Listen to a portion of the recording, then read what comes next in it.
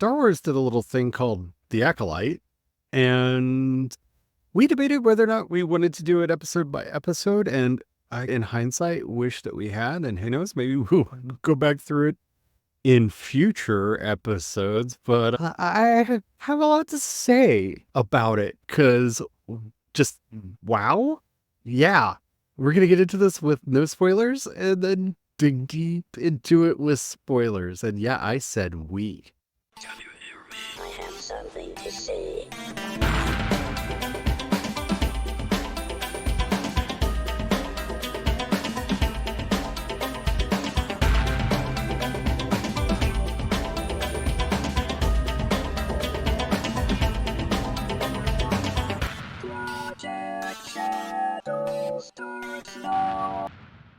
Hello, and welcome back to this episode of Project Shadow. My name is Charlie. I'm a non-binary sci-fi fantasy writer, and hi, long time no speak. Yeah, it's been like 6 months. Yeah, are you used to me by now? So, long story short, day job, lots of things going on. Had to organize a national gathering. It ate my life, and it has happened, and I have mostly recovered from all of the mental stress of all of that. Hi, it's podcasting time. My name's Charlie. Welcome back, or welcome for the first time, if it feels like the first time, probably, because it's been a while. But for some of you, this will be the first time, because I am not alone. I am joined by my husband, Brian. Hi, I'm back. For those of you old school listeners, you'll know that this podcast actually started with Brian and me talking about the news, the headlines, doing reviews and stuff. And we got to talking about it, and we missed doing the podcast together. So we're going to be doing it together now. And I'm really excited, especially for our debut episode back, to be about the Acolyte. The Acolyte. The Acolyte. Oh, okay. This is going to be hard. The intro, don't worry. We are going to not do any spoilers. We'll give you clear warnings when we're going to go into spoilers if you have not seen it yet. But if you have not, maybe listen to our intro here, the non-spoiler part, and then pause, go to Disney Plus, binge the whole season, then come back, because, yeah, we need to talk about this. Yeah. Trust me, I was almost tempted to hold the podcast hostage as an excuse to binge a marathon before doing the podcast. So I just had an excuse to binge the marathon. Really don't need an excuse. We're probably going to start binging it again in a couple hours, maybe less than a couple hours, depending if we give in to the temptations of the dark side. So The Acolyte is the first live action Star Wars story that we have set in the High Republic. And I have to be very careful about that, because Young Jedi Adventures happens in the High Republic as well. So it's not the first TV show that they have done in the High Republic. The kids show, which I have to say is adorable. And if you can stomach kids entertainment, I did not expect to enjoy it as much as I did. I like sometimes, for stress relief, watching stuff for younger people, because lower stress, lower anxiety, sillier, goofier jokes. It's just a way to unwind and relax sometimes. So that's why I started watching it. I did not expect to fall in love with these characters. They're great characters in it. It's kidsy. It's very kidsy. It's very kidsy. It's very kidsy. Like, yeah. They learn a moral each episode. It is very kids entertainment, but Star Wars needs that. And I think most series need that. Need that. It has its place. It has its place. But there is an arc that I really don't want to spoil for that. And we can do a review of Young Jedi Adventures if you want us to. Just especially because season 2 is coming. Or message on Blue Sky or Threads. Yeah, MC Dorset on both. But yeah, we will definitely be talking about that.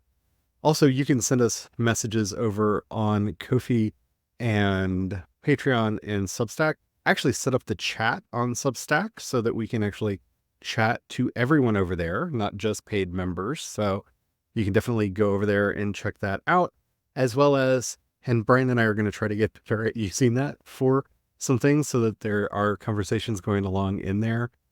I want it to replace some of the other threaded conversations that I'm in, because I don't like text chains. I'd much rather some of those text chains be happening in a place like that. But yeah, we definitely would love to hear from you on what you want us to do. Also, it's a great place to support us and everything that we're doing. ProjectShadow.com for the Substack. And let's be honest, the support helps because we have lots of machinations and ambitions and we don't have the resources. And like hiring more people would be just awesome. But, logistics. So, Love and support helps that. the Acolyte. The Acolyte. Oh my gosh. Okay, real quick, a little bit of housekeeping. There's the hardcore Star Wars fan like us that would be like serious threats in some of the knowledge competitions. And then there's like Star Wars fans, like they might know what the High Republic means as far as an era. But then there are like those that are casual fans, or those that like they know Star Wars is a thing because they exist and they have cultural exposure and it happens, but they might not know anything more than that. They'll be like, "What is that the thing with the Jedi and the lightsabers?" So to put it into its context, because most people will know anybody who doesn't, at least is familiar with the name Star Wars, knows it in the context of the era that the Star Wars saga, the Skywalker saga, the Skywalker saga era, yeah, where of the era of the Empire, and where the Mandalorian, which is it is after the fall of the Empire. Yes, you're right, and technically Clone Wars is the fall of the Republic era, but there's different eras, and this is set 100 years before, roughly ish. So the High Republic, I believe they have defined as from 300 to 100 BBY. So that's before the Battle of Yavin, which is the battle at the end of Star Wars: A New Hope, Episode 4. That's kind of how they do all of the timing in there. Is it before or after the Battle of Yavin? So we're talking about 300 to 100 years before the Battle of Yavin for the High Republic. And the High Republic, I feel like, is the riskiest thing that they've done since the New Jedi Order books. Yeah. I think it's done better than the New Jedi Order books. And if you're not a fan from way back in the day, that's where they try to shake Star Wars up because Star Wars had become very stale. This was in the era before the prequels had even been made. All we had were the 3 movies that George Lucas had made. We had the Ewoks movies, some scattered kids cartoons, the Droids cartoon, the Ewoks cartoon, and a bunch of comics and novels. They had gotten into this rut where, oh no, the Emperor is back, or oh no, a faction of the Empire is trying to come back. And it had gotten into this rut, and they had decided, then we need to introduce a new villain. And they created the Yuzhong Fong for that. Some great stories came out of that. Some not so great stories came out of that. But it was a bold thing on their part to have done. And I think the High Republic is on the same level of daring that they did with that New Jedi Order. And it's going to get confusing because they're repurposing the name New Jedi Order for the new movie series that's going to be starting. That right now we're talking about it as the Rey movie. Yeah. But they're reusing the name New Jedi Order for that period. It's going to get a little confusing because there's going to be 2 of them, but that's what you get with Legends. And if you're going to get a lot of 2 things. But if you're not familiar with the High Republic, they sat down with a bunch of writers and basically said, we want to do something that takes place several hundred years before the stories everybody knows. We're not going to put any constraints on you. Let us know what you want to do. They put this group of writers into a room together, and this was the High Republic. This became the High Republic Publishing Initiative. And they worked out a story idea. It had 3 waves of publishing, so 3 sets of novels, 3 phases of novels, and a bunch of comics and the like, as well as some audio plays and other things. And they just let them kind of play in Star Wars. And I think that that's really daring, especially by setting it in this time period, because this is a time period where the Sith are in hiding. There is no Empire. It really does not make sense to do Sith stories, and there is no Empire, so you can't do an Empire story. So the things that Star Wars is best known for, you kind of can't do. Yeah. When I first heard about this, I was like, wow, that's interesting. And that's brave. I think Star Wars books had really become a powerhouse for me with Chuck Wendig's Aftermath series, which are it was a great series. Not just 3 of my favorite Star Wars books, but I would say 3 of my favorite science fiction books. Which, on a quick side note, if you all want a review of the Aftermath series, let us know. Let us know. because I can talk about Mr. Bones for days. He's the medalist. Insinger. Please, writers of Andor, make that one guy that shows up that, for some reason for me, every time I see him, I call him Singer, but you have not given him a name yet. Make him Singer. Anyway. Yeah, he should be Singer. Yes, there are some characters from the Aftermath books I'm obsessed with, but I think it was brave for them to do this. I did not expect the High Republic books to be some of my favorite science fiction books to come out in a long time. I am notorious for DNFing a science fiction book. DNFing did not finish. Yeah. Like I have read the opening chapters of a lot of science fiction and have finished a lot less than I have started. I want to be entertained. I want to enjoy what I'm reading. I want to have a sense of mystery. I want to have a sense of awe. There are certain things that I really want from my science fiction that I hope that I provide in my own books that I write, but I really want them in what I'm reading. And it's led me to a wide gamut of things. That's why I always, when I start this off, point out that I've read the Foundation books. I actually love Isaac Asimov because I think people really think that I'm into just action adventure stories. And if you've ever read Asimov, it's not actually it is the opposite. Excitement. They do not seek these things. Yeah. They're philosophical treatises that masquerade as science fiction books, but I enjoy them all the same. I also like Arthur C. Clarke, which again, they will be found much approved in the Jedi Order. Yes. But I'm not just looking for action adventure stories, though that is a plus. I love the Jack Campbell Lost Fleet books and stuff. There are books that I like, but if a book starts boring me, I will get rid of it. I will stop. And I know that's a terrible thing to say, especially as a writer, but even if a book has a slump in it, usually I'm enough into the characters or whatever the story is to get me through that slump. And if your book has got a slump in it and I don't care about the characters or the mystery or whatever the plot is, I'm done. I'm just done. I think it's one of those things about us that helps make our perspective interesting is because, you'll know out. Whereas it's hard to get me into a thing because I have a slight completionist issue. Once I've committed to start a thing, it is hard for me to put it down. So I'm so nervous to get into a thing that I don't get into a lot of new things because I will stick it out and I'll be mad the whole time sometimes because I stuck out something I really should have just walked away from. But yeah. And so I was nervous with the High Republic books because I saw the artwork that was coming out. I saw the stories that were coming out.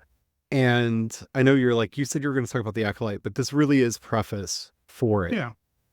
I did not expect to fall in love with the High Republic to the degree I did. There's so many characters that I love. I just absolutely love in this setting. The stories have broken my heart more times than I can tell. I have rarely stopped reading a book just to shout at a character lately in these books. That's another distinction and differentiation between the Star Wars that everyone was familiar with, where characters generally have plot armor. There's a lot of characters that aren't going to die. They might be in danger, and you could still have drama and stuff and get into they're threatened, but there's a part of you that knows they're not going to die. The High Republic they're not precious about that. No. My first experience of it, I sat back and it was 10 dead Jedi? Yes. There are a lot of Jedi around, so you can have 10 dead Jedi, but they will kill. And there was one story that was a main character and it killed him. And I'm just it is different. It is very different. Very different in that. But they're not, and I've had this conversation with others. It's not like a George R.R. Martin where just capriciously, we found a couple chapters, somebody has to die. They are, smash you feel it. Yeah. They're so well done. They're so well written.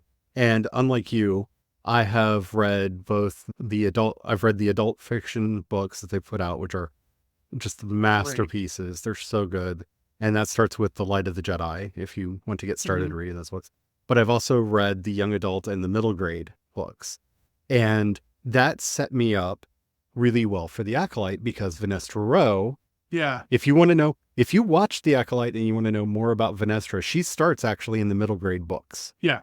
And we get to see her develop, and she goes from the middle grade books to the young adult books, and also appears in the adult series as well. So we actually get to see her grow up in the story. And I have a lot of questions about what's happened to her between the books and the show. But she's one of the only characters I now know has plot armor because she lives to the time of the Acolyte. So in coming into this show, I was concerned that it was going to not feel like the High Republic. And that doesn't mean like they had to kill off a bunch of characters or anything like that to make it feel like the High Republic, but the stakes in the High Republic books are so viscerally real. When a character makes a mistake, it's not a boo-boo. It's something that has long-lasting, serious impacts on their lives and the lives of those around them. And I don't want to give spoilers for the books, but there's one character in particular that I'm thinking of. I love his character so much, but he makes one mistake and forever does it haunt his destiny. Yeah. And I love that about those books. And I was very concerned about The Acolyte in that it wouldn't have that same feeling. It's not that I don't think that they can do that kind of really serious adult entertainment. I have seen Andor. They did a great job with Andor. But I was more concerned that this was going to be most of the Star Wars live action stuff is very lighthearted. It's like Hercules and Xena, but in space. Like, it's a very lighthearted affair. Yeah. I love The Mandalorian, And but it is not a gritty, serious show. And I don't think Star Wars has to be gritty and serious, but the High Republic really has stakes in it in a way that The Mandalorian does not, that Ahsoka kind of has had, but not as much. The Book of Boba Fett, but not really. Like, the live action stuff doesn't seem to have that same level of stakes. So some of that's more to do with like with that style of fiction where you have your style of fiction. It's almost like your old Simpsons, where it's like each episode is the consequences don't exactly roll over. Yeah, there's some through line, but what happened in one episode isn't really much of it. They pick up the next episode fresh again, and it's like over and over and over again fresh. Whereas there's those other story types where, like Babylon 5, where it's so interconnected and every action has reaction and causal chain that goes into every episode. And so from episode 1 to episode 2, it's continuing, evolving upon itself. That's something I think I see changing in Star Wars. I think when I look at like the difference between Clone Wars and Rebels, stakes really matter a lot more in Rebels than they did in the Clone Wars. And when you go from Clone Wars Rebels to the Bad Batch, stakes really matter in the Bad Batch in a way that, especially for a kids show, because that is a kids show. Yeah. I did not expect the stakes to be as real as they were in that show. And I'm trying not to do spoilers for anybody who hasn't seen them, because they're really good shows and you should watch all 3. But I don't know. There's something about it having that this matters viscerally and will actually continue to matter that the High Republic has that I was concerned the Acolyte wouldn't. I predicted exactly how the episode was going to start before we saw the first episode. From the trailers we had talked about the show, and I was a little concerned because, again, we're not going to do spoilers yet, but I predicted exactly how the first episode how it was going to open. Yeah. And it started exactly the way I expected it to start. And it did exactly the thing that I was expecting it to do. And my concern was that event wouldn't matter. Yeah. Right. So to give you a sense of what I'm talking about here, to try to make this more tangible, at the very beginning of the second prequel movie, Phantom Menace, Attack of the Clones. Yeah. Padme's ship gets attacked, and she's on the landing bay. Missile hits it, and the mystery is set up. Who tried to assassinate Padme Amidala? Right. That's not what the story is actually about. That is the hook that gets you into the story. The actual story is about the creation of the clone army and the start of the Clone Wars. And yeah, they kind of handle that. Who did it? Okay, it was Jango Fett, da-da-da-da-da-da-da-da. it's part of the story, but it's not Yeah. the story. We had already known from the materials about this show that somebody's going around killing Jedi, right? That was part of the marketing materials for this. And I was concerned that was the hook to get us into the story, like with the attack on Padme and Attack of the Clones, and not the meat of the story like it would be in the High Republic. Yeah. I was pleasantly surprised. That is actually the through line. That is, like, it begins and ends with what happened in that first episode. Yeah. Again, not to get into spoilers yet.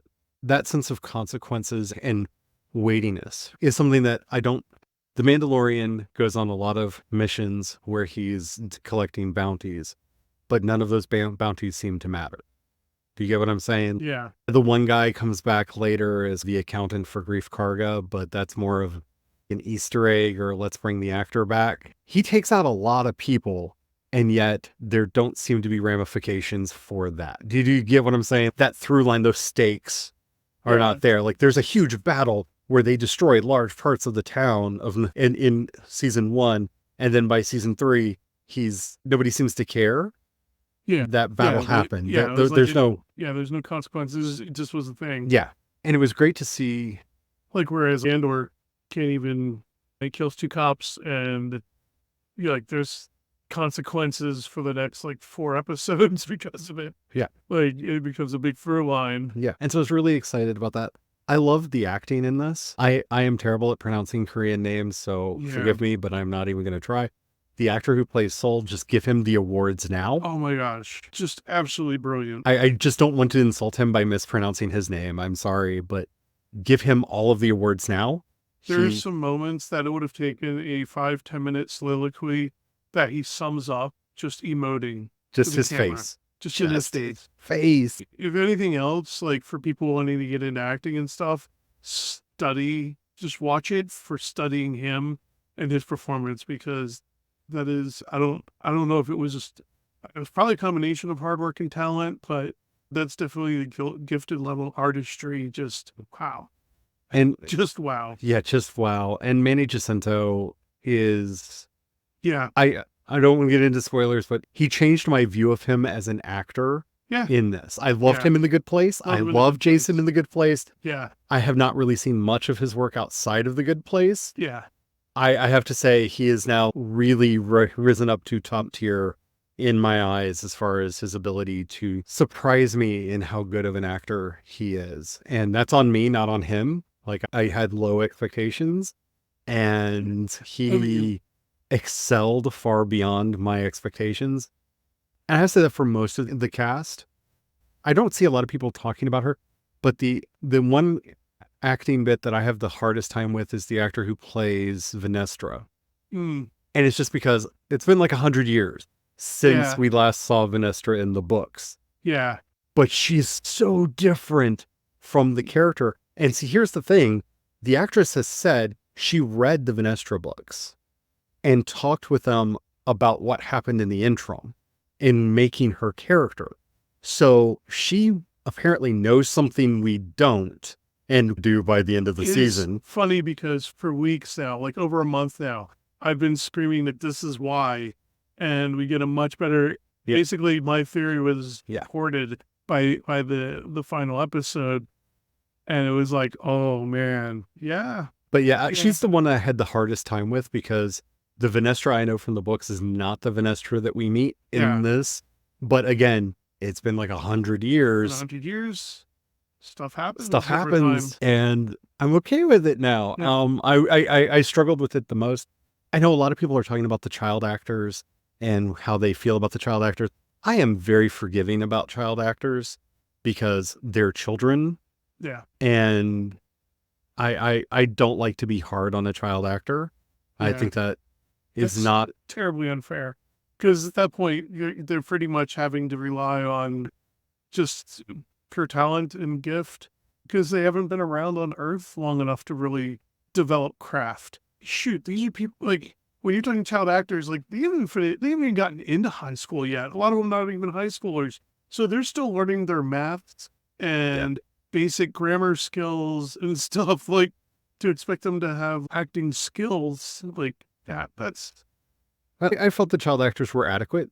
yeah, They yeah, they did what they needed to do. yeah. And I think the adult actors around them did such a good job.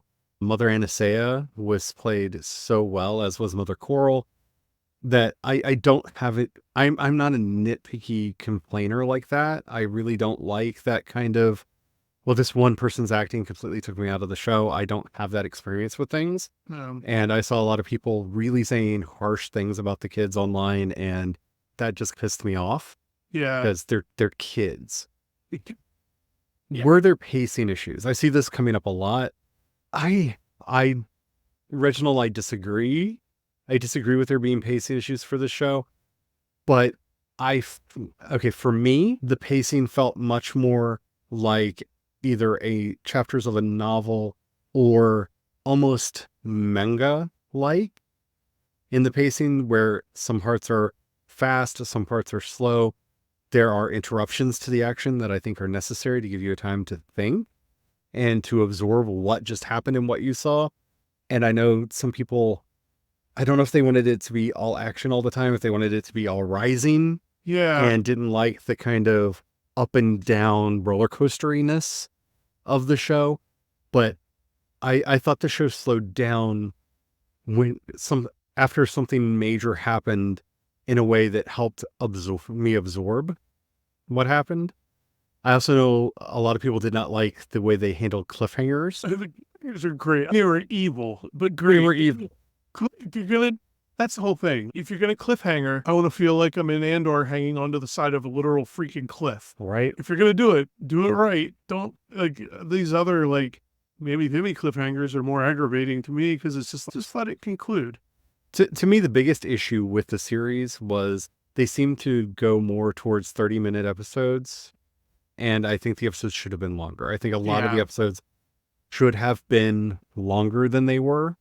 I think that would have given the show more time to explore some of the topics and let it breathe a lot more than it does. But I also think that if it had been longer, there would have been more complaints about pacing. I think the quick episodes, the short episodes, had a lot more to do with them knowing that pacing arguments were going to come up and trying to deal with that. I'm wondering too if this is where, and granted, this is probably more from that writer perspective, but Star Wars is sci-fi action plus the other thing. And people keep forgetting, like they're thinking it's just pure action and it is not action plus action. There are some Star Wars that is action plus action, but that's really rare. This And is mostly more- done by J.J. Abrams, and they're bad. And they're bad. Yeah. Yeah. It's actually not that great. Because this is more action mystery. So, and mysteries are slower. There's more thinking to it. And there needs to be those moments. And yeah, I get what you're saying, because I too wish they had been a little bit longer so they could have processed things a little bit better. But I also agree that would have slowed the pacing down a little bit more. And I guess people, because making them longer would have meant more talky scenes and less action scenes. And I think people think that it needs to be there would have been action. more action or something. Yeah. I don't know. I enjoyed the pacing of it, Yeah.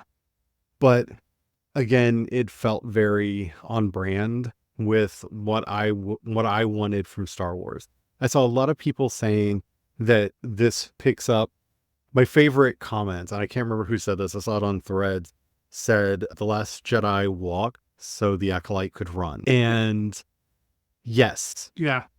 I'm very much on record as loving The Last Jedi, and The Last Jedi for me is seriously a contender. It's my number one, number two, if I were to rank the Skywalker saga. It depends on my mood that day, whether it's number one or number two on my list of favorite Star Wars movies. I think that it is definitely top two. Yeah. I know for myself, I really did not like it at first, but that's because I didn't understand. And as I started to understand better, I was like, oh, I see what happened here. I don't know if I still wouldn't rank it as high as you do, but I understand its higher ranking. A lot of people that really don't like it seem to take Kylo Ren at face value, and like he's the bad guy and Yeah. is constantly wrong about everything. Yeah. But Back This to isn't that unreliable narrator. unreliable. Yeah. Narrator. But narrative. I absolutely loved this. I don't know if I were to rank the live action Star Wars TV shows, I would put The Acolyte probably in my number one slot. And the only reason for me it beats Andor is Andor is great. It is wonderful. I love Andor. Andor was my number one slot if you were to ask me about favorite live action shows. But I'm a Jedi fan. I really want my stories. To me, Star Wars is the Jedi. And to me, the biggest missing element is that the Force is not obviously at work in Andor. Yeah, it's true. And as much as I love Andor, the reason Rogue One worked really well for me is the Guardians of the Whills. Yeah. Jedi aren't in that story because it would be weird to have Jedi in that story. But they found a way to still have that element of Star Wars in there. And Chirrut and Baze are amazing characters in and of themselves. And though, yes, they are not Jedi. Yeah, they do really. They bring that feel, that mystery that to me is core to Star Wars. That is something that I missed in The Bad Batch. Like, I love The Bad Batch, but there's a little bit of Jedi-ish stuff in it, but not enough for me. Yeah. And I really like the Jedi stuff. And I think that you have to, it doesn't even have to be Jedi. Like, they don't have to be lightsabers. Lightsabers to me is not what I'm not one of those that there has to be lightsabers. Jedi, you're meaning more of the Force. The Force is so integral to the idea of Star Wars to me. Yeah. It is what makes Star Wars not Babylon 5. It's what makes Star Wars not Star Trek or Stargate or Firefly or Farscape or anything else. It is the one thing that differentiates it from everything else and makes it different. Because without the Force, it's just a sci-fi story. Yeah. And that's not a bad thing. I'm not saying that's a bad thing. I love Andor. Yeah. But Andor is missing this key component. While I, like a lot of people, think that there is a secret Jedi in Andor. That's a whole other topic for another episode. I notice it by its absence. It's the problem that I had with both The Mandalorian and the Book of Boba Fett. It is noticeable in its absence. And when they brought Ahsoka in, one of my favorite episodes of The Mandalorian. When they brought Luke Skywalker in, one of my favorite episodes of The Mandalorian. In The Mandalorian, at least through Grogu. Grogu growing in the Force, it has a little bit of that. But again, it feels lacking in a way. Like there needs to be that mysterious, there's something else at work in this galaxy far, far away to really make it feel like Star Wars to me. Yeah, I like all of the creatures. That to me is a big part of what makes Star Wars Star Wars. And I like the way that the Acolyte found a way to sneak some of that in without it being as overt as it is in The Mandalorian. Again, one of the things I found slightly lacking in Andor, though they do that there too a little bit, but... Yeah. Also, it's a little bit more excused Andor because by that point in time, Rise of the Empire... Oh, yeah, I'm just saying... Empire's pretty racist. Well, I'm just talking about the guard dogs and stuff that they included and stuff like that. Yeah. Like, Star Wars has always been about the details for me. Oh, yeah. And the Force is one of those details that, like, I don't usually read any of the Han Solo books because of two reasons. One, I am infamously on the record as hating Han Solo as a character. I think he's a bad character and I've never liked him. The only time I've ever liked him is in the Solo movie. And that's because they got what Han Solo was in the Solo movie, that he's an idiot who survived because of Chewbacca. And pure luck. Don't forget pure luck. I also did not like his Solo books, not to be a pun there, but with the focused Solo books, because it doesn't have the Force in it. It doesn't feel like Star Wars. It's a weird altered carbon, and I have altered carbon, and it's better. Yeah. You know what I'm saying? And that's why I could understand this not being somebody's favorite Star Wars. I'm not saying it has to be your favorite or anything. What I have wanted from Star Wars my entire life is for it to embrace its destiny as a martial arts franchise. I want this to be that wuxia series, that Jedi Geki series, this that samurai. Brings a lot of those wuxia elements into it. Yeah. So much so, I think that's something that may may have bugged some characters with one of the fight scenes in the last episode, Yeah. in the final episode, where It gets very wuxia. It's very wuxia, very Lightfoot. For those wuxia fans, Yeah. you know exactly what I'm talking about. Yeah. Everyone else is going, what do you mean? They kind of float around on stuff. Yeah. It's that kind of stuff. And it does very much. Yeah. And that, because that left me a little conflicted at first. And then I'm like, yeah, but it pulls from that tradition already. Yeah. I think I'm over it. I really wanted it to be a martial arts series. Yeah, that to me is what my love of Star Wars part is. didn't bother me because there's a lot of it throughout. Because the soul character does a lot of that. He does it really well. His performance of it was just when it got to that, when the elements of Lightfoot started really getting into it, it started making me go, wait a minute. It's light body, but yeah. Light body, I'm sorry, I keep saying light body elements. Yeah, it just, but I'm over it. And I think that's something that, you know, when people are watching, they might want to keep that in mind because it might be a little shocking at first because they haven't dabbled that far yet. And they go that far this time around. And I think it's wonderful. I don't think there's anything wrong with it. I think some of the objections, because I've heard some other objections from other individuals regarding it, and I think it was just their initial shock. Yeah. And when they think it through, they're going to be like, oh yeah, no, that actually makes complete sense. And I don't think all of Star Wars needs to be that. No. But, and I say this, and both of us are people who grew up with Star Wars. It came out in 76. I was born in 76. You were born in 77. Some of my earliest movie memories are going to see Star Wars in the theater and watching Star Wars on TV. Star Wars has been with me. I grew up with Star Wars as Star Wars grew up. I was one of those kids that I had the toys. My friends had the toys. We'd go over and play with the Millennium Falcon over at my friend's house because we couldn't afford one because they were not cheap.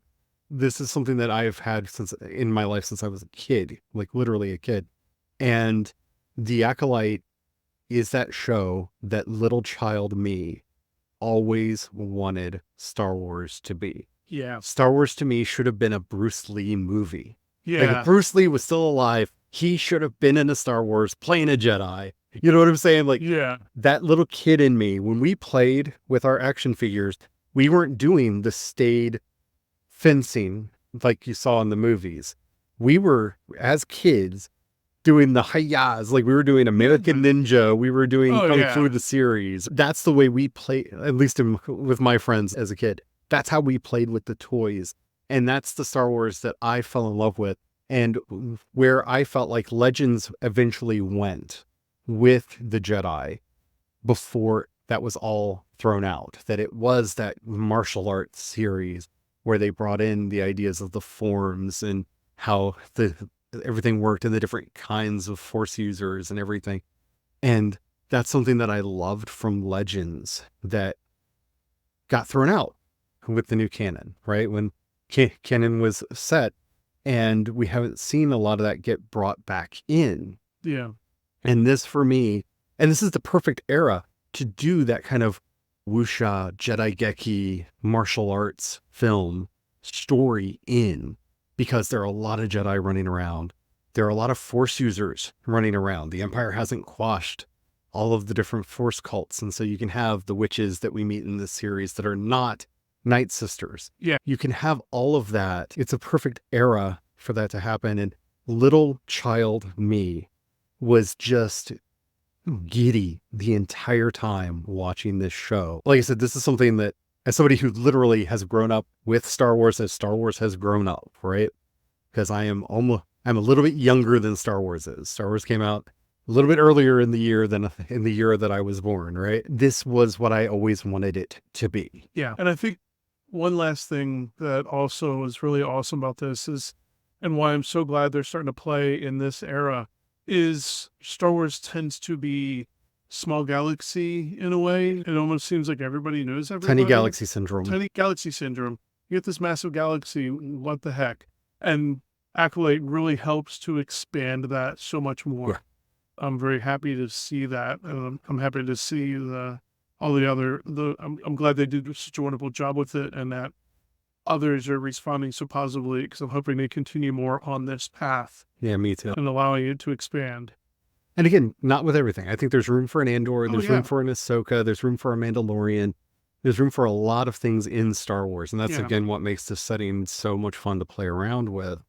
But I'm glad that I finally, you know what I'm saying? Like, with the exception, the only other thing that kind of scratched this itch for me, like, in just a little bit, was the Tales of the Jedi series that they did.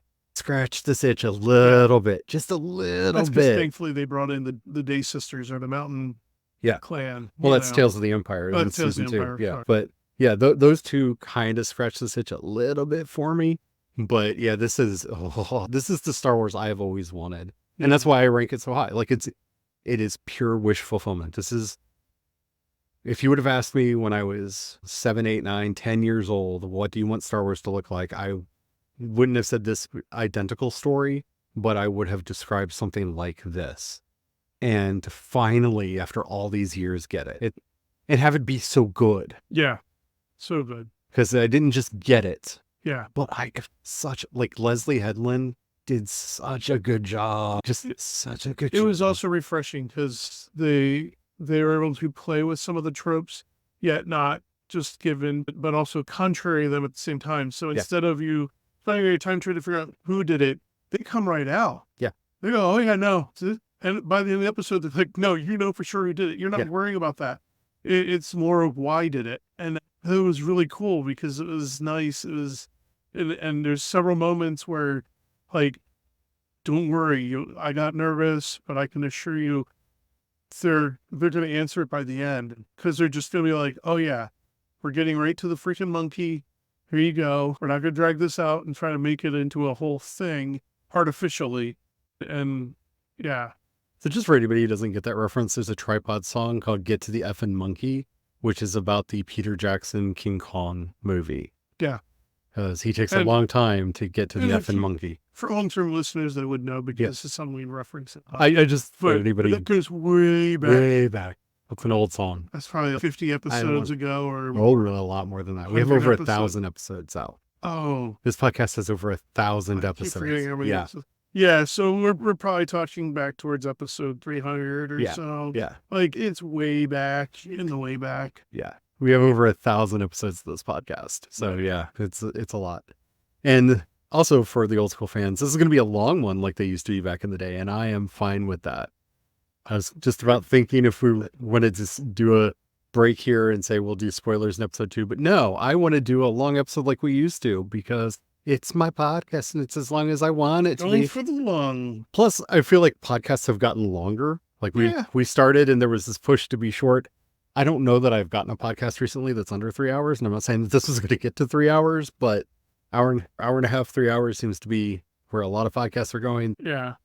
We're going to try it and see how this works. That or we'd be evil and we go, okay, we're cutting it here. You all tell us if you want the spoiler one. No. Nah. No. I want to get into spoilers. Entering the spoiler zone. Yes, we are definitely entering the spoiler zone. If you have not seen Star Wars, The Acolyte, go to Disney Plus now, binge the whole series, and come back, because we will be giving spoilers for the entire thing, or all 8 episodes. If they're like you and they don't care about spoilers as much. I know you have very specific clauses that file into that. We don't need to get into that now. This is actually a show.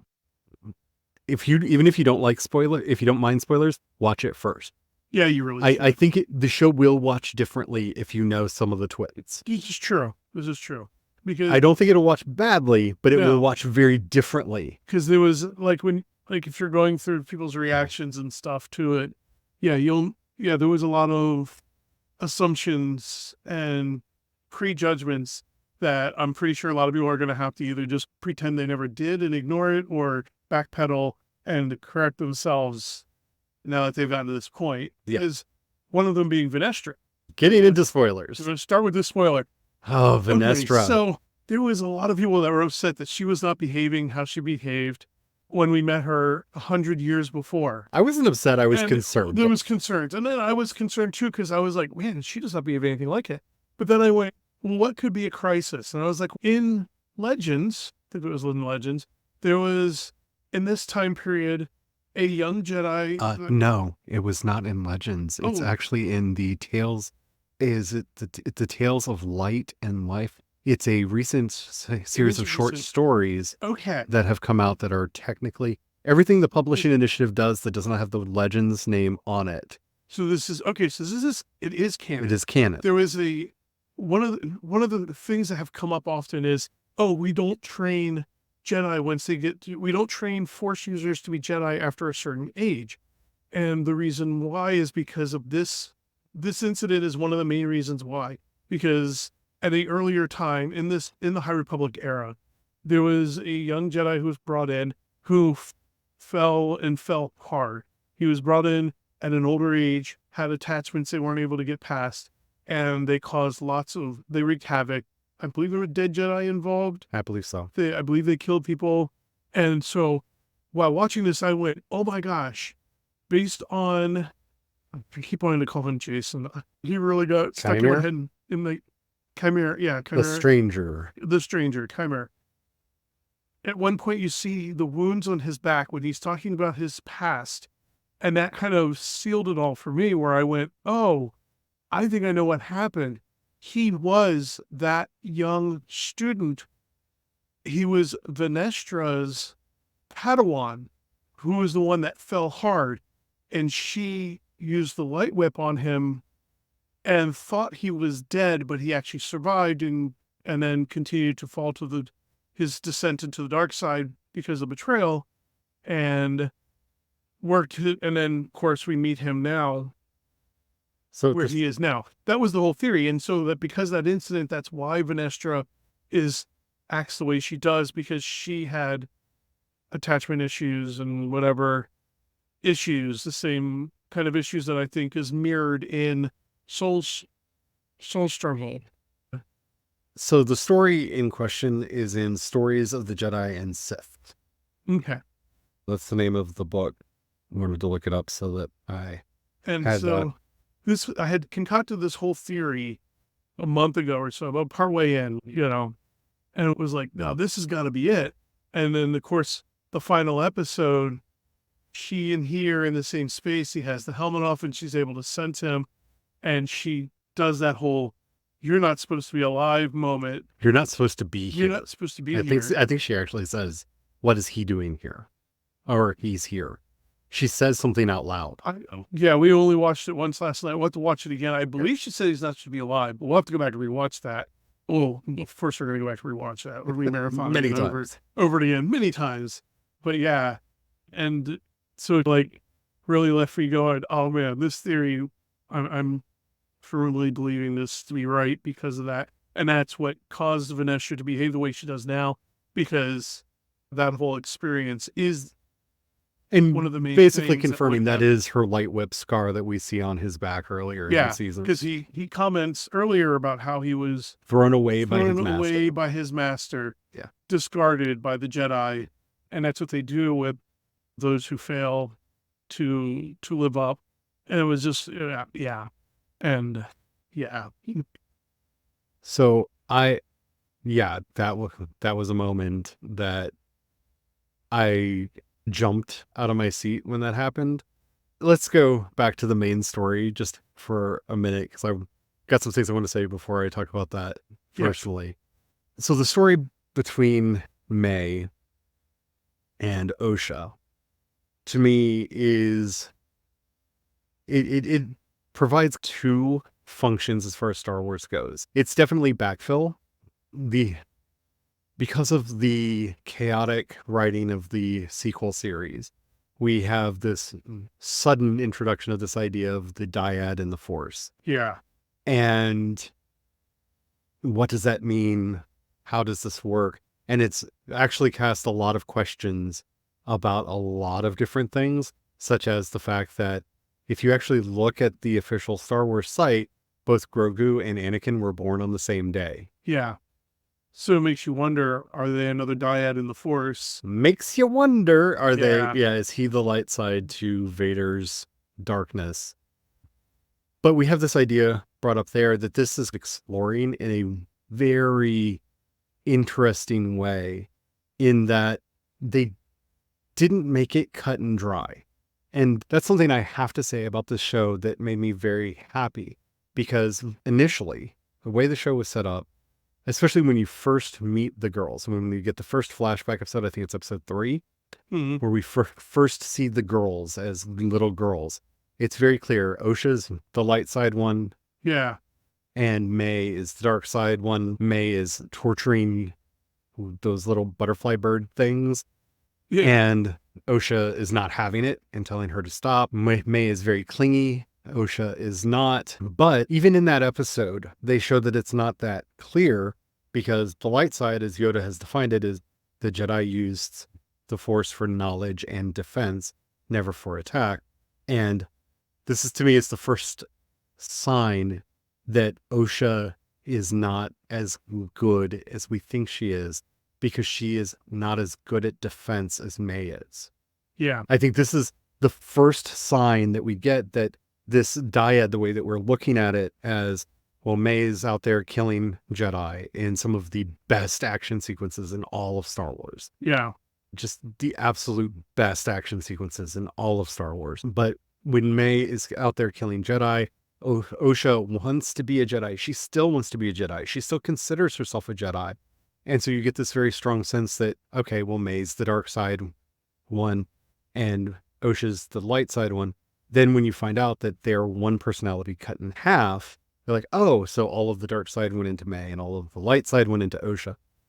But they do a really good job of showing them trading places and trading off back and forth. May is not about the dark side. She's not driven by passion. She's driven by a sense of justice and injustice. She wants to see justice done. And that is what is motivating her. That is her sole motivation throughout the series, down to the final showdown where Chimera, or the Stranger, I don't know what we're supposed to call him. I'm going to call him Chimera because that's the name he gives himself. The only time he gives himself a name in the series is, okay, now kill him.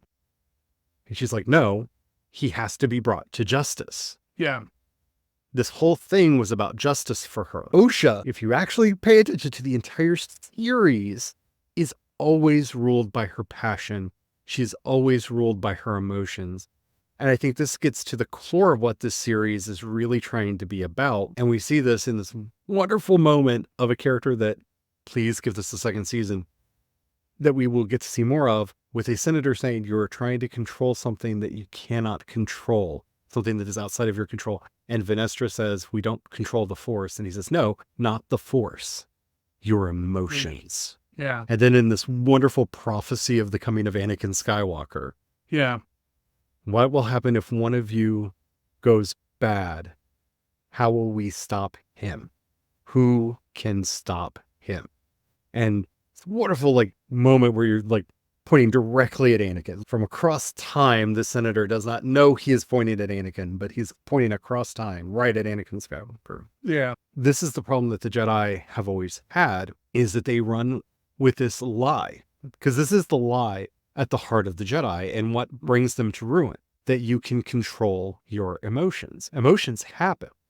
Even in Stoicism, and I've talked a lot on this podcast about my love of Stoicism and Buddhism, which are both about learning that kind of detachment and that level of having somewhat control over your emotions.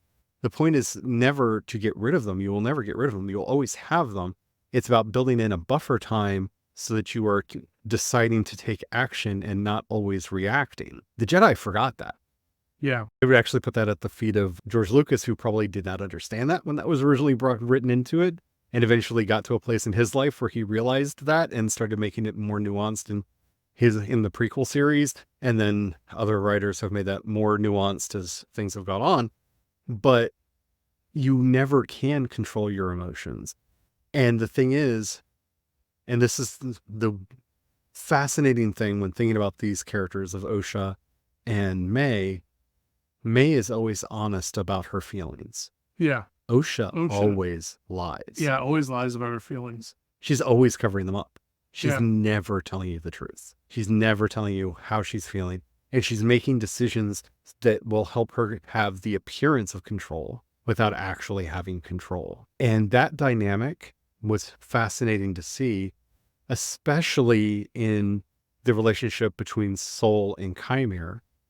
Chimera never lost his temper. He Yeah. never lost control. And in a sense, just going from the Jedi perspective, Chimera was a better Jedi than Soul was, even though Chimera is 100% dyed in the wool evil. Yeah. There is no redeeming qualities other than Manny Jacinto's hotness about this man. And I know a lot of us are distracted by Yeah. sexy Manny Jacinto, but The other redeeming quality is he keeps it 100. yeah, He is 100% honest about things. After he kills a whole bunch of Jedi, but doesn't kill Osha, he's like, Jedi would have had me killed. But it's the natural outcome of this encounter. what did you expect? What did you expect to happen? Either she would have killed me or I would have killed her. Yeah. It's what happens. You're not Jedi. You're not bound to slay me. Yeah.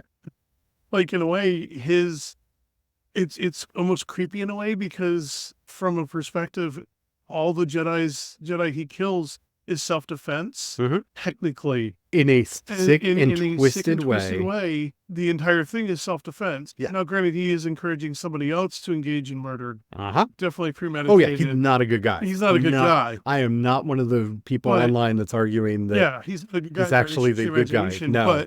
But all the Jedi he killed are completely self-defense. The- The only other one he tries to murder is May, when he feels that she has betrayed their contract. Yes. And once again, it cracks me up, because Osha even calls him out for that, because he's like, do you think I'm fair? And she's like, yeah, you are upset my sister broke her contract with you and you want it enforced. The clause, the consequence of breaking the contract is her death. Like, you're actually extremely fair, which is why I know you're going to hold your word should you actually give it. And it's, yeah. And Saul's entire storyline Yeah. is just the road to hell is paved with good intentions. Yeah. The movie. Yeah. Yeah. It's so amazing. That was one of the other things I really liked that they played with, was that perspective, because you get to see what happened in May and Osha's past. Yep. What happened with the Witch's Coven from Osha's perspective, and then you get to see it again from May's perspective. The truth.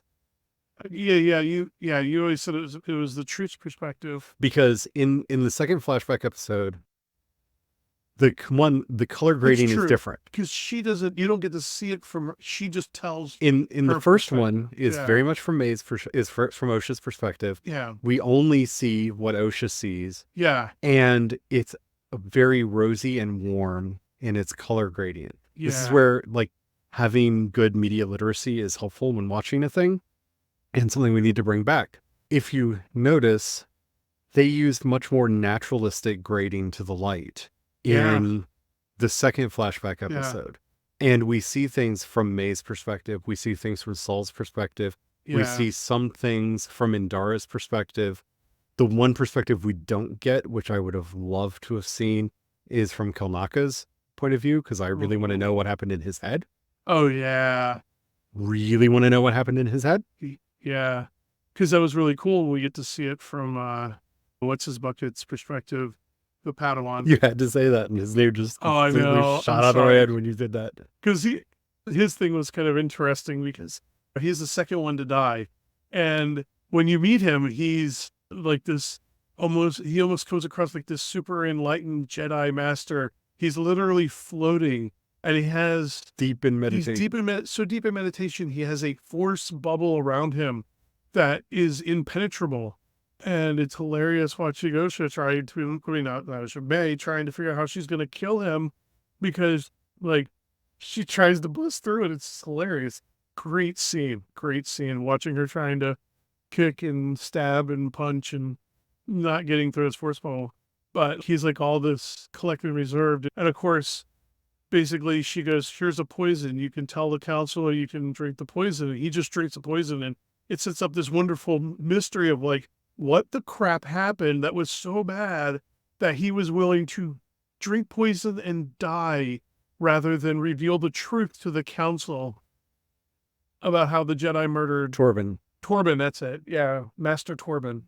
He's Padawan Torben in the flashback, and you do get to see from his perspective which is really cool because he gets not possessed, but he gets caught in his mind in interaction with Mother Sayat. Mother Anastasia. Mother Sayat. It's pretty awesome. And it's terrifying when we see Osha do that to Chimera. Yeah. Yeah. Which is also something really cool when you get to see some of these other And we things in the see Chimera Force. fight through it, yeah. Yeah. It was so cool. So one of the things they set up with is one of the puzzles that May is given is how do you kill a Jedi without a weapon? That is her challenge. She's supposed to be going out and assassinating these various Jedi masters. It's not like she's hunting Padawans. She's hunting Jedi masters, and she's supposed to assassinate them without a weapon. And she fails because poison is not the answer, because poison is still a weapon. And they find, that big reveal in the last episode. I don't think that's a reveal. Yeah. I don't think that's a reveal. I think Osha was facepalm. wrong. I think Osha was wrong. Osha was wrong. Okay, this gets into So, other things, Yeah. In the spoiler parts. but okay, so we have to back up a little bit before we get to that. Bring it, baby. Before Chimera and Osha go back to Brendok, Yeah. we see having seen some stills that have been captured Yeah. from that, is very definitely immune. Yeah. That's very afflicted by the dark side, Very looking out afflicted. from a cave. Yeah. So that would be Darth Plagueis. Yeah. Which we all wondered if Darth Plagueis was going to be running around, because this would be. Was this the time of Darth This would Plagueis or be- Darth Tenebris? Yeah. This. And we will be shocked if that's not Darth Plagueis that Yeah. we see for a brief moment emerging from the cave. The only one as that makes they're- me giggle is if that was Soak. Snoke. Snoke. Yeah. I could see them that's playing because they keep hilarious. telling us they're going to tell us his origin story and then don't. Yeah. Which would be hilarious. Well, that's a hilarious little side one. Because remember, For thought. they said that Snoke saw the fall of the Jedi and the rise of the Empire. Yeah, and this would be appropriate time to see that. Which The simple part of that is that he was they're talking about Palpatine all along. And we yeah, get that, it was Yeah. Palpatine all along. yeah. I feel like there was a real Snoke that got cloned. But anyways, that's a whole side issue. That's a whole side. To see that Mune Yeah. there, I'm wondering if you have to remember Palpatine is not brilliant. A lot of people want to say that Palpatine is brilliant, at least in legend. And remember, this is where I'm going to go back and lean on some legend stuff for a minute here. Yeah. Palpatine does not kill Darth Plagueis until about halfway close to the beginning of The Phantom Menace. Yeah. It's basically right at the beginning of The Phantom Menace.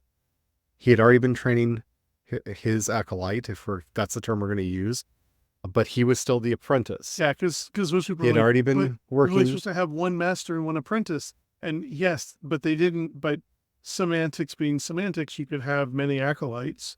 We know this for just a simple fact, just because of Dooku had Ventress. who had Ventress. The Vader had the hand. That's not. It's not the hand, Yeah. but they turned him into. That's The, not canon anymore. But He you had have various people that he worked with. There's the hunters, Oh, the Inquisitorium. the Inquisitorium. Yeah, Yeah. the Inquisitorium, and it's basically ish like the hand. It's a whole bunch of acolytes that are being trained in the dark side and force using. I think But- Plagueis let Chimera in on the plan. The Yeah. plan was to kill a Jedi without a weapon. That is Plagueis' plan. The whole plan that Darth Sidious, the Emperor Palpatine, succeeds with, according to legends, again, this is legends, Legends. but in the Darth Plagueis book, that was Darth Plagueis' plan that Darth Sidious finished. He had to make some changes and alterations as events needed it, but that was Plagueis' plan. Which this also gets interesting when you're talking about diodes and the Force, and that concept getting entered into the plan, because you basically have Plagueis finishing the plan with Anakin, and you got to wonder if this is one of the earlier attempts. You mean Sidious? finishing the Sidious, plan? yeah, I'm sorry, Yeah. and then the earlier part of the plan being attempted with Plagueis, because the witches, she learned how. Did somebody teach her? Because I was given the impression Like one of the earlier I kept theories expecting that, a that Sith to show up. we were expecting Yeah. a Sith to show up. We expected that a Sith taught her how to create life with this. Remember, in the story And of Darth Sidious the Wise that yeah, Palpatine tells to Anakin in Revenge of the Sith, there was a Sith Lord who was so powerful he could even encourage the midichlorians to create life. Yeah, that's why I sit back and I wonder, was this part of his, is he the mastermind behind all this? Did he go to them and have them create these children? And then, of course, left and basically Chimera, because We don't know how we she don't know. But May was sitting under the tree waiting for Osha. We do know that. Yes. Because she says, I was waiting at the tree. Chimera interrupts. Chimera knows, and basically just says, We don't know. Yeah, We don't know. But I've always wondered if Chimera was the one that was sent to find her, to get her, to save her at that point. Was he sent there to watch and stay hidden until the right moment? Like, we don't know. And we just don't know. That she doesn't know that he may have never known that there was a difference between Darth Plagueis and, I don't know, Darth Chimera, whatever his Darth name is, if that is his Darth name or not, I don't know. But I call him Darth Smiley. I know in my next rewatch, Yeah. I'm going to watch that scene where we meet the stranger for the first time. Because there's part of me that wonders, was that Plagueis? Yeah. Yeah. Did she not know that they were two Sith? Is Chimera working against his master yet? Like, where are we in that part of the progression? Because I think Plagueis' plan could be simplified with, we are going to kill the Jedi without a weapon. Yeah. Because that's what he does. Yeah. The plan is to completely disgrace the Jedi in the eyes of the people so that the people turn against them. That when the Jedi are wiped out, no one will care. They'll either not care or they'll celebrate. Because the Jedi were dead before Order 66. Oh, yeah. They were so disgraced. There's so many, like, throughout a lot of Clone Wars. The whole point and purpose of the Clone Wars was to disgrace the Jedi. Them. And you get to see that in Clone Wars, all these moments of disgrace. And so I'm wondering if that phrase, he heard it. Chimera heard it from Plagueis, didn't understand what it meant, and then assigned it to to May. Yeah, to try to see if he understood. And then when May, because he was surprised when Osha choked Sol. Yeah. He had genuine surprise, and I think that part of that was, oh man, Osha's the one doing this? But also part of it was, it seemed like such an obvious answer that he did not think that was the answer. Yeah. And I still think it's not the answer. That's not how you kill a Jedi, because that's not how she killed Sol. She killed Sol because Sol did not resist her. Yeah. In the end, he just said, I understand. Yeah, I understand. And just accepted. He just accepted. He was already dead. He was already dead. She did not kill him. He let her kill him. Yeah. He sacrificed himself for her sense of justice. And that's a big difference. That's how he was actually defeated without a weapon. It wasn't the force choke. It was when he suddenly had his moment of realization of how much pain and suffering he caused Osha and May. Yeah. He was dead at that moment. Yeah. That's what killed him.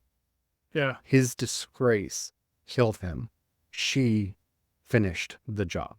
While we're here, let's take a minute. The bleeding of the crystal. Oh my goodness. Okay. Yeah. Who's first? You go. I literally jumped out of my seat. Yeah. Literally jumped out of my seat.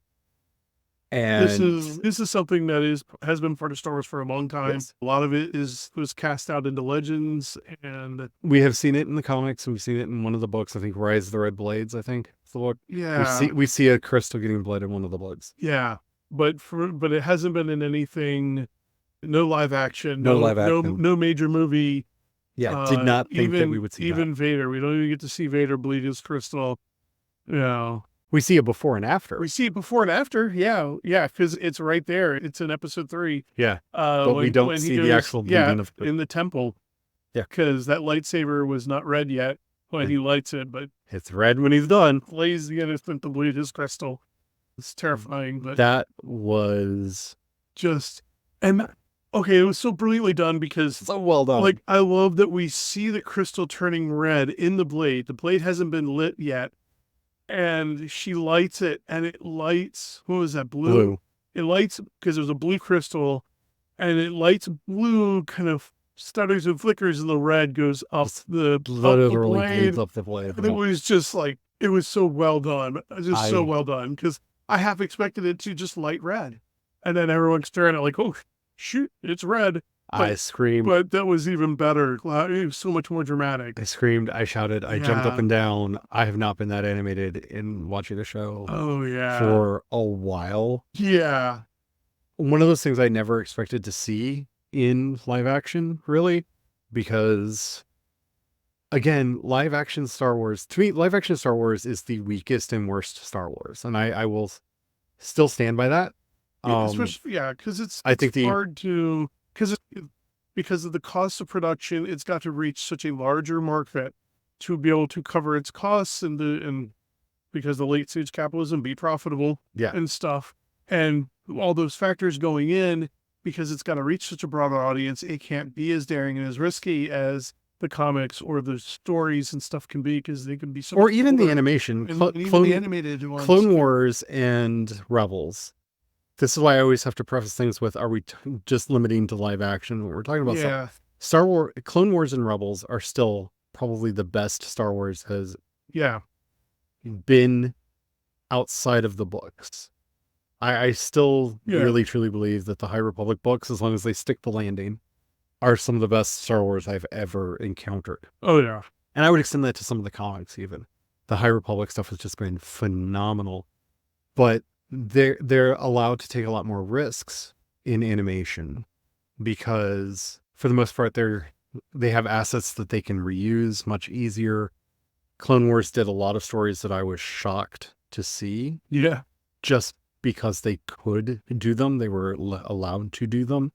And the cost was not nearly as high as building the sets and everything that would have been required for a live action show. And for everybody who gets upset about them using green screen and non-practical effects in live action stuff, you wouldn't get nearly as much Star Wars if they were still limited to massive sets and stuff. Like, I'm so excited they finally got the technology of I like to call it the Imaginarium. Yeah, the volume. The volume is what they call it, but I call it the Imaginarium because, it kind of is. And the volume also helps in a lot of other places. One of my favorite use of the volume, the complete side note here, is in the Marvels. Oh, yeah. Because they had read the script for the scene where the ship crashes, but they had cameras set on all of their faces, and those facial reactions were their reactions because they got to see the finished animation of them crashing in front of them while the gimbal is shaking and everything.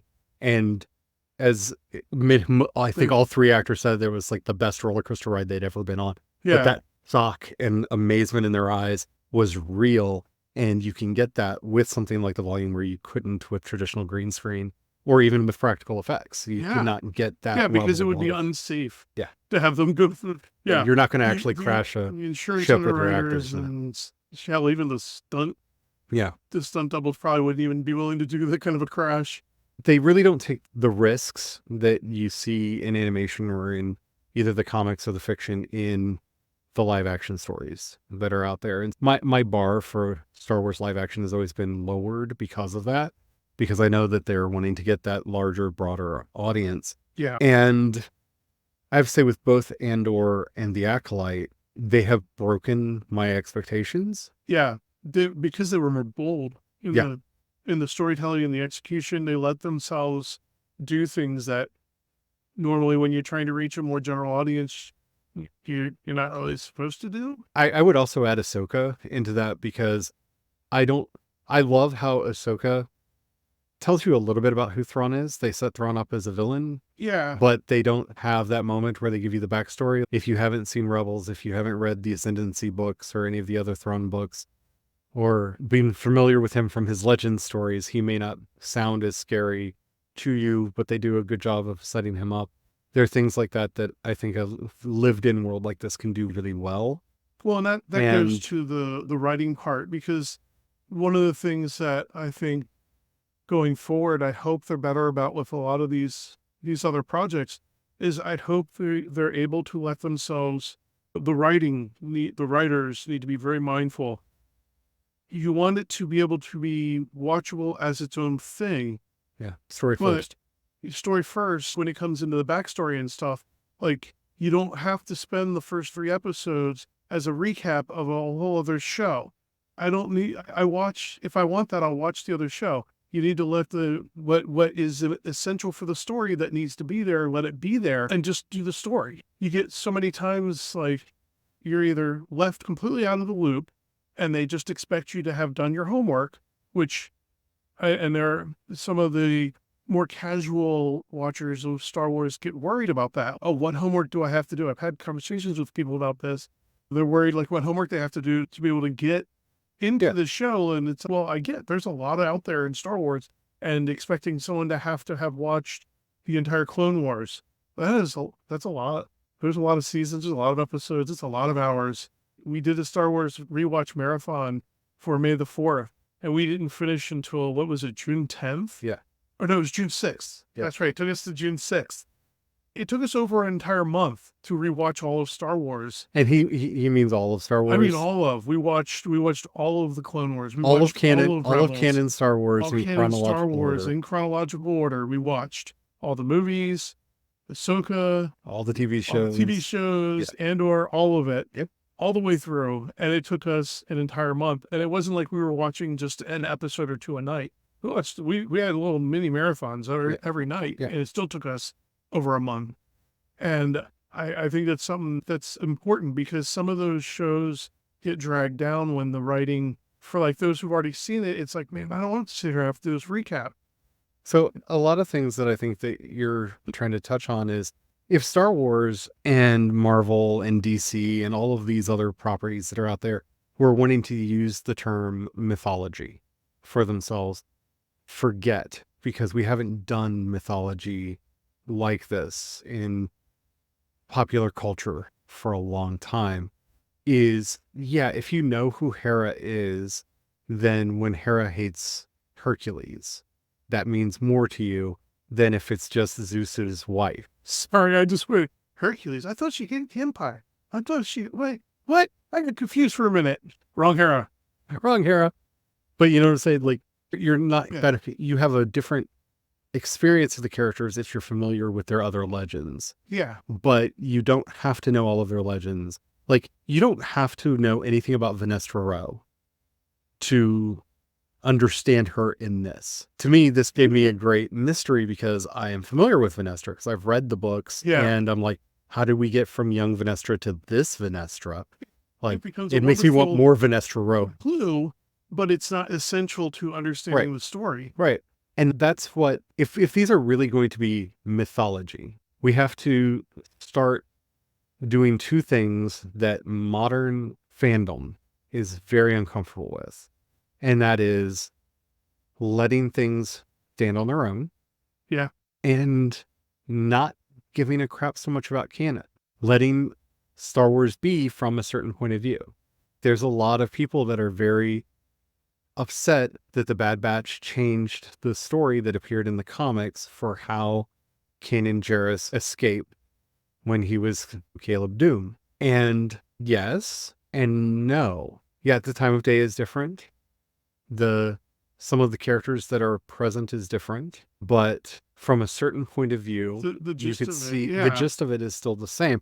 And allowing the stories to be what they need to be is important. I think, I don't want to go into this right now, and we might want to do more about this in the run-up to season 2 of Rings of Power, but a lot of people are struggling with that with Rings of Power, because they're not remembering they don't have the rights to the Silmarillion. They only have the appendices and a few of the Lost Tales. So there's a lot of things from the Silmarillion that happen in the Second Age I really want to happen in that show. But if they change it, I don't think the appendices are clear as to when the 3 Elven Rings of Power were made. Yeah. So the way that happens in the show, they have freedom with, because they have to be careful also because they don't have the rights to do it the other way. So it necessitates a change. And I think that this is something that we're going to have to really come to terms with. I love the changes that were done to, just lost his name, Grand Admiral Thrawn. There we go. Yeah. From his Legends appearance to when he is reborn on Rebels. It's the same character. Yeah. Even Rook is there. Yeah. The events are different, but we have Pelion, we have Thrawn, we had Rook. We all of the pieces are in place, and they're going to do a story that so far I'm enjoying, but I'm okay with it not being the same story. Yeah. And I think that this is the struggle that a lot of sci-fi fans are having with their favorite things being adapted because of the changes that have to happen in adaptation. But in something like a Star Wars, anything that gets brought in from Legends is going to have to change a little bit because, one, they don't want to have to pay royalties to the writer of the original story. They don't want to have any of that come up. Yeah. They don't want to have to worry about any of the rights entanglements. That's just business. That's going to be a thing. Yeah. Anything that gets pulled out of Legends into the new canon, they're going to make significant changes just for rights clearance purposes. But also, we already have that story. Yeah. If I want Heir to the Empire, I can go back and read Heir to the Empire again. And I've done that. And I love that. And I miss Mara Jade so much. But Yeah. I still have that story. I did not lose it. And we can have multiple versions of a story, and that's fine. And I think that's where we are with Star Wars now, that if we're going to truly treat this like mythology, because they always talk about that. Star Wars is the new mythology. DC Comics or superheroes are the new mythology. What fill in the blank, whatever somebody's really trying to prop up is the new mythology. Well, okay then. If I read the Aeneid does not recap the Trojan War. No. It expects that you either have a rough idea that a war happened or that you're going to go and read the Iliad. It does not assume it doesn't recap anything. It tells you a little bit more about what those particular characters were doing maybe, but it doesn't recap the war. It just takes it on face value that it's a thing that's out there. If you want to know more, you can go for it, and tells its own story about its own characters. That's how mythology works. And if we're going to be treating these things as mythology, we've got to be better about that. Is this the Star Wars that everybody wants? Probably not. It is definitely the Star Wars that I want. And I want so much more of this kind of thing. Also, if you really want to change my mind about Jedi being necessary to Star Wars, give me John Wick, but it's Star Wars. I would be in. But it's about, you have to have that boldness to do that. And that's where, to me, Star Wars is starting to do better. I think Ahsoka is a bold take because it's really going, this is a fantasy setting. We're going to go hardcore into the fantasy. We have Ahsoka the Grey turning into Ahsoka the White. We have clear call out to the Lord of the Rings. Through that, like it is setting itself up. This is welcome to Star Wars Fantasy Edition. And I am fine with that. There are Jedi, there are witches, the magic, zombies. Like, I'm fine with it. I'm great with it. I'm along for the ride. That's hilarious because we even see her, quote unquote, falling into the pit, fighting the Balrog. Yeah. Okay. And her fighting Vader and Rebels, when you think that was how she ended. Yeah. On Malachor. Yeah. That's really funny. Yeah. Like it's, and I'm fine with that. I think that something like this can have all of those different genres, but that's how it has to survive. If there is a future for Star Wars, because this is why, like when people look back at why the MCU worked, it's because the Captain America movies, each one is a different genre. Yeah. It's a World War II set piece for the first one. It is and the second two are spy thrillers. Their Born Identity Captain America version. Yeah. Yeah. And I'm fine with that. Yeah. But they're not the same. And okay, maybe you don't like the goofy magic in the Doctor Strange and Doctor Strange in the Multiverse of Madness. Doctor Strange in the Multiverse of Madness should be a weird, magical, psychedelic, insanity story. You might not like the comedy that Ant-Man is, but Ant-Man should be comedic, especially if you're going to cast Paul Rudd Yeah. in it. It should be anyhow, because he and Spider-Man are very comedic. And the same with the Spider-Man stuff, right? Yeah. Like, he should be a teenager with teenage problems, and they are able to pull some of that in. But these should be different genres. And this to me is how, if any of this is going to continue, where we have to mature and get better about it, and being willing to accept that they're not all just action movies. Yeah. They're not all just going to be this kind of T for teen, PG-13 action movies. If we don't give it the space to grow out of that, yeah, it's going to be what the comics and the books were before the New Jedi Order. It's going to be the same story over and over again, and we're going to get more and more of The Force Awakens. Yeah. And The Rise of Skywalker, right? It's just going to be more and more of that. But these are companies that need to make money, and were listening to their audience, which is why we got Rise of Skywalker. If you look at the internet's reaction, it is everything that that loud Star Wars fandom said the next movie needed to be. Yep. Exactly that. And well, you got what you asked got for. what you asked for, which is one of the reasons why I love it. With the exception of Evangelion, I can't think of a major franchise just flipping the bird at its audience as hard as Rise of Skywalker did. And so eloquently and so beautifully, and just so well executed. Like, it is just, well, you asked for it, you got it. Are you happy now, Bob? Right? I'm hoping that we have seen that they understand that all of that is nonsense. They have been very clear that they understand the show's getting review bombed. Like, the show is like a 3 out of 10 audience score on IMDb right now. Oh, the audience the score. haters. Oh yeah, the shows have been review bombed like crazy. Yeah. But I can tell you right now, The Acolyte is probably the best received Star Wars show. And I would say even better received than Andor, because as somebody who has been on social media, I ended up blocking #Andor because the conversation online, the discourse online was so toxic. I just didn't want to have anything to do with it. Yeah, every now and then there was somebody that would say something nice, but it was then flooded with a bunch of just BS nonsense. And I just, I checked out. Yeah. The Acolyte has not had that problem. There are the occasional morons that want to come in and spew things that clearly show that they did not watch the show. Yeah. And I'm sorry, if you're a hater, and we can tell if you watched the show or not, because you're complaining about plot points that weren't in the show. Yeah. That you heard third hand from somebody and are repeating. I've actually enjoyed fandom again, thanks to The Acolyte. Again, one of the things that makes it one of my favorite Star Wars things. I thought I was done with Star Wars fandom. I was just going to watch Star Wars Explained, which if you don't follow them on YouTube. They're great. Yeah. Oh, yeah. My favorite Star Wars. I've run into a few people in life that I feel I would not be able to out Star Wars trivia, and definitely I'm pretty sure they would. Oh yeah, they would. They would devastate wreck us. Me. They would wreck me.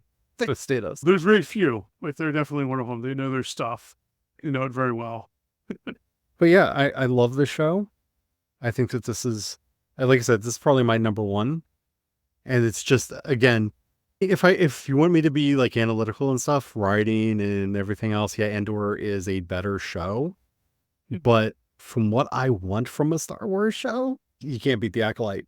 Yeah. The Acolyte, I never thought I would get all of the joy I get from animated Star Wars in the live action series. Yeah. And I did. Yeah. Jeff, very well done. Because as much as I love Andor, I think the story in Rebels is better. And I know a lot of people are going to hate me for that, but I'm sorry, Rebels is a better story. Much better. Yeah. And much better written. Yeah. But again, it's understandable because Andor, there were certain constraints that they had to adhere to that it's not like it was a fair fight. No, it's not a fair fight. Yeah. It's because I just wanted, even though we've been talking about this for a while now, I just want to clarify for the audience. Like, it's not like we're not saying this is two different boxing classes to make a sports ball analogy. But I didn't But- think I could get the joy I get from animated Star Wars Yeah. in live action. And the Acolyte gave that to me. And Yeah. It's great. like the Acolyte is up there with the later seasons of the Clone Wars. And One last little quick thing. brilliant. I know we're probably We're almost done. we're getting ready to wrap it up here. One last little quick thing. So we know that she was surprised that they let her put something in the last episode. My question is, because my first thought was, oh, it's the bleeding of the crystal. Do you think it was actually Plagueis? Plagueis? I think I think it's the bleeding of the crystal. And I think that because this isn't subtle, Yeah.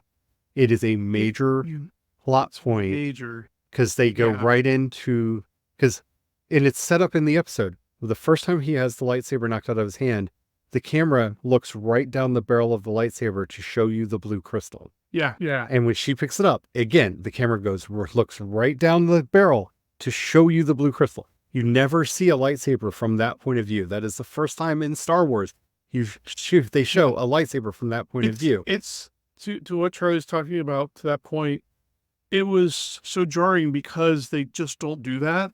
I thought they were trying to show that it got broken or Same here. busted some way. Because at first I was like looking to see, did he crack the crystal when it hit Yeah, the it doesn't rock look or cracked. something? It's It doesn't broken. look cracked, doesn't look broken. But yeah, no, I do get that. But it's that rule of three. The first two times you're set up. They set it up, they reminded you, and then you see that red injecting into the crystal Yeah. that third time, and you're like I said, full body, head to toe, chills, goosebumps, jumped out of my chair screaming when it happened. I think that's the thing because it's so integral to the story. I agree with you, but I also have to troll everyone just for a little bit. I think it was because that was secretly Snoke, and she was shocked they let her put Snoke in there, and we got to see Snoke there. I think I the just other want to mess with people's minds and just have to think about it because you can't prove that it isn't possible.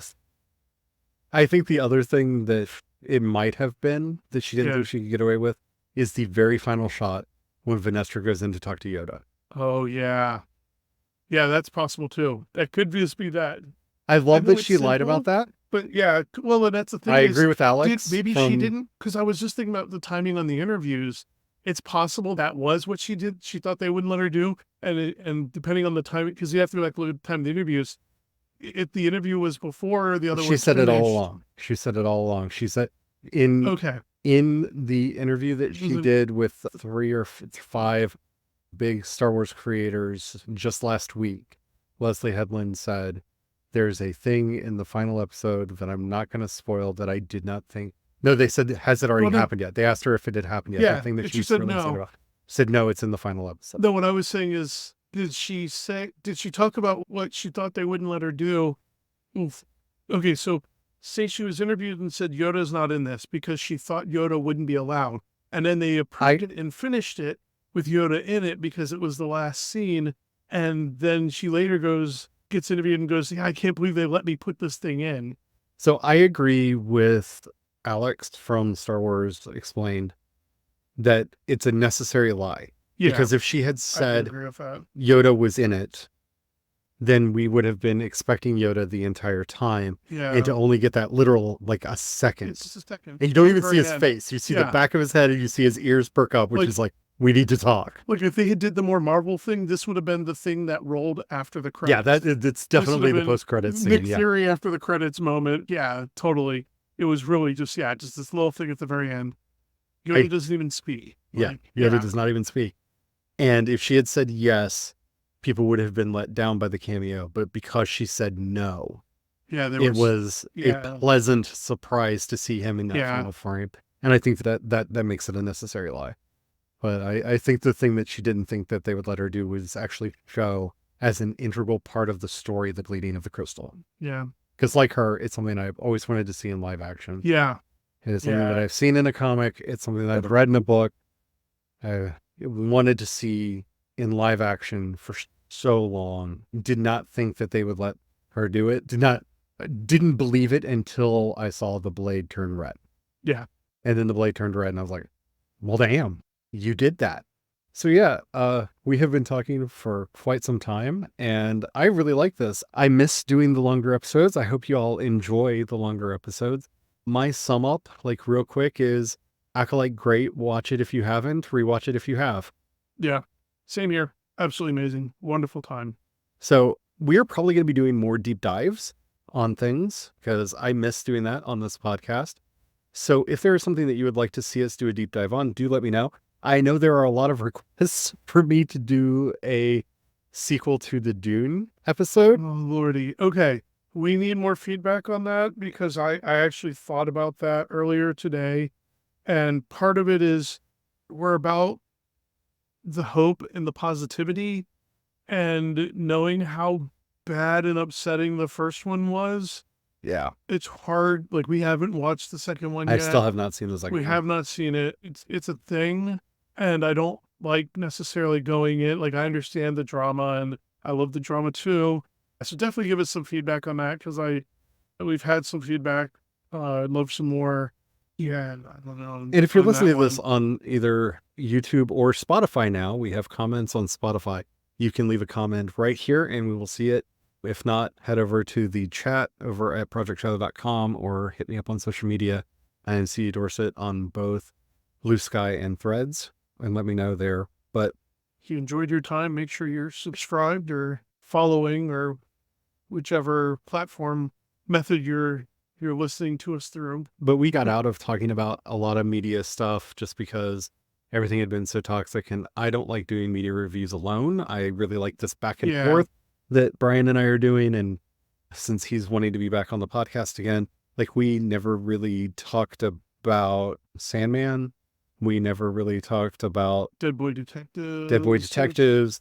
I did do an episode on Rings of Power, but there's a lot of stuff that's come out that we haven't talked about. I did one episode about The Last of Us and nobody listened and nobody watched. It is the lowest thing, but I Wow. titled it a very controversial title.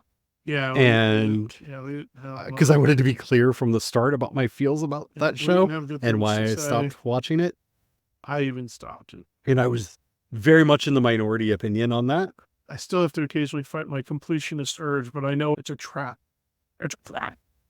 And we can even go back and do some other things. I've been thinking about doing a rewatch of Battlestar Galactica, and I don't think I've ever talked about Battlestar Galactica in the thousands of over 1,000 episodes of this. We may have referenced it once or twice, or I don't think we've ever really about. Yeah, but we haven't done like a review of it or at all. Let me know if you have the ability to help us out.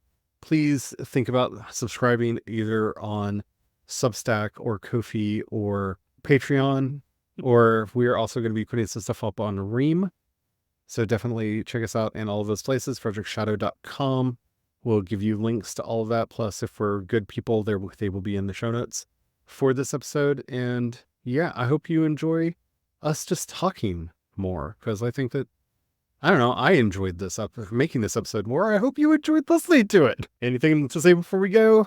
Oh, also you can get some of our banter and comments and stuff and participate in our live show on Thursdays, because we do a live show on YouTube and in Twitch, or on Twitch.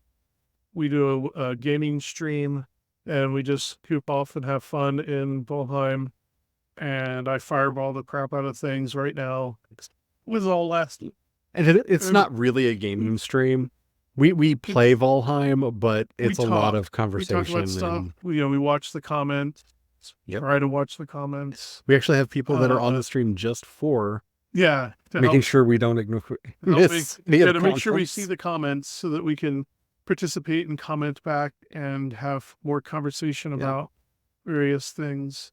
It's a lot of fun. Definitely check it out. And if you're curious about it, if you go to my YouTube channel, youtube.com/@CEDorset, Brian has actually been doing clip shows and previously shorts on for the stream. So you can check those out over there and see if it's something you might want to get into. Because it's like a 2.5 hour live stream, and with 2 hour live stream.